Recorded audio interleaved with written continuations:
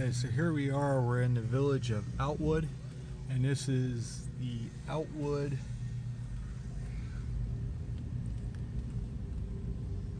Evangelical Lutheran Church.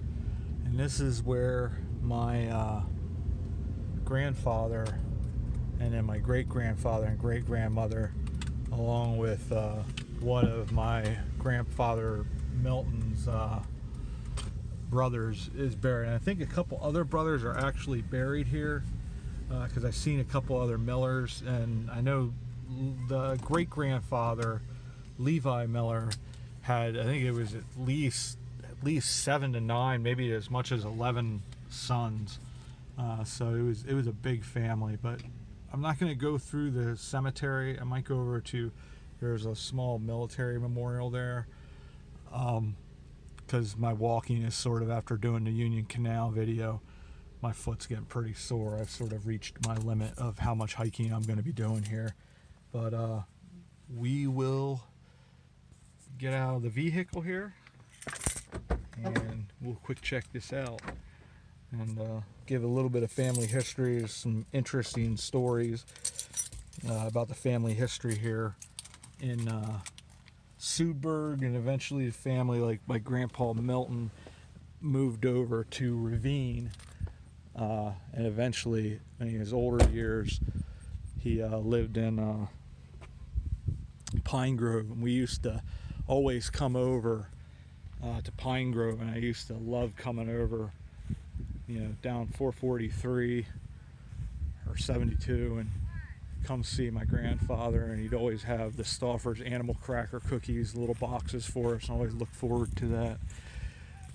But yeah, it's in grateful tribute to the people of Outwood area who honorably served our country in the armed forces.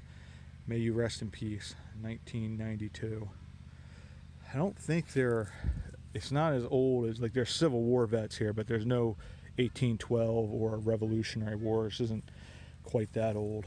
But my grandfather, he never went over in World War I, but he was part of, I believe, the artillery, and he trained down, I think, Fort Hood in Texas. And my other grandfather, Grandfather Walborn, actually made it over. He never fought, but he actually was on one of the ships right as the war ended, and he was over in France for a while. And when he was in France, I believe he contracted Spanish flu, and he wasn't supposed to survive, and they had him in a hospital in Philadelphia for a while before he finally recovered. But this is another one that is really just a serene, and I love these. These are the ones that you'd see like at Indiantown Gap and the National Cemeteries. He served in the U.S. Army. Norman L. Wolfe. Assuming most likely Vietnam is when he served. I think I'm coming up here on the left is where their tomb is. It's actually 4 of them together, and believe this is it. Yeah, Miller. I couldn't remember her name. It's Lavina, but Levi and Lavina. He was born in 1858, lived to 1944. Lavina was 1859 to 1915. It's actually a pretty tragic and sad story. They, my great-grandfather Levi owned, it's either Sudburg Motel or Sudburg Hotel right along the Reading Railroad there. And they had like a livery for horses, and they also had, I think it was a restaurant there and a post office. They were really well renowned in the community. They said Levi was a bit of a terror to his kids, but I think they had, like I said, it was either 7 or 9 sons or 11 kids total, but Milton was the oldest, and he was my grandfather. He was born in 1901. Actually, he wasn't the oldest, because Frank was quite a bit older than him, almost 20 years. But he was one of the sons, and Lavina, his wife, Levi's wife, she raised prize steers and cows and whatnot, and they had a bull that wasn't real nice, which most of them aren't, and unfortunately she got gored by the bull, and I think it was about 3 days later and she passed away. They said she was an absolute sweetheart. She was just a beautiful, kind woman. Levi wasn't terribly pleasant. I think especially after she passed on, it affected him quite a bit.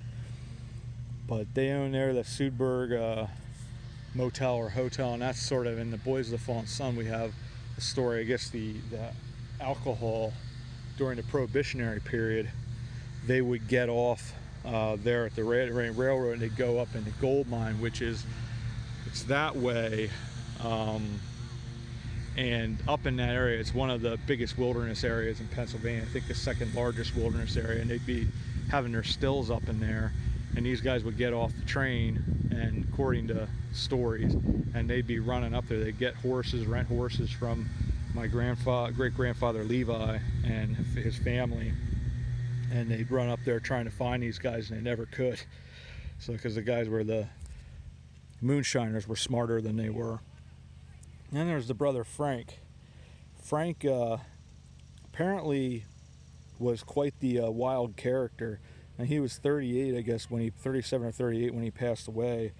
But the story goes, he was down in Philadelphia, and he used to go around to all like the taverns and the bars, and he'd play piano. Apparently he wasn't a terribly great piano player, or he had a habit of making people mad, and he got shot in the back and was killed in this bar. And that was Frank. It's sort of one of those stories that you hear in like the old West towns, where somebody gets mad and the gunslinger decides to shoot the piano player because he didn't play very well. But in this case, it actually happened in Philadelphia, and it was, I guess you could call it great uncle Frank. Great, whatever, I'm not sure exactly what he was, but he was my grandfather Milton's brother, older brother, about 20 years older than Milton was. But Grandpa Milton lived in 1989, and I always enjoyed him and his stories. And I know him and my dad didn't get along terribly well, and it was sort of like a family thing where sons didn't have good relations with their fathers, unfortunately. Thankfully, before the end with my dad, we were able to make our peace and tell each other that we loved each other, and I'm thankful for that every single day that I was able to have that. But this is the Outwood Cemetery. It's just another one of these small little towns, beautiful little quaint towns, and some point I'd like to go through here, but today I just wanted to tell a little bit of the family history and stories, and might possibly just go down a little further. There's an old forge, Pine Grove, I believe it was the Pine Grove Forge, but it has another name, but it goes down to the Lebanon Reservoir, or it's also known as the High Bridge Dam, and that's a pretty neat place. Just cool. There used to be, it's called High Bridge Dam because there was an old railroad bridge that went way above this dam, and it was impressive how high it was. You still have, like, on either side of the dam, up above on the mountainside, you can see the where the bridge had gone across from. But sadly, that no longer exists. And but it's a cool area to hike. It's an area that Cliff and I got lost one time because we weren't paying attention. And you go up to an area called Jeff's Swamp, and it's really pretty remote but cool areas. But yeah, so that's a little bit of family history.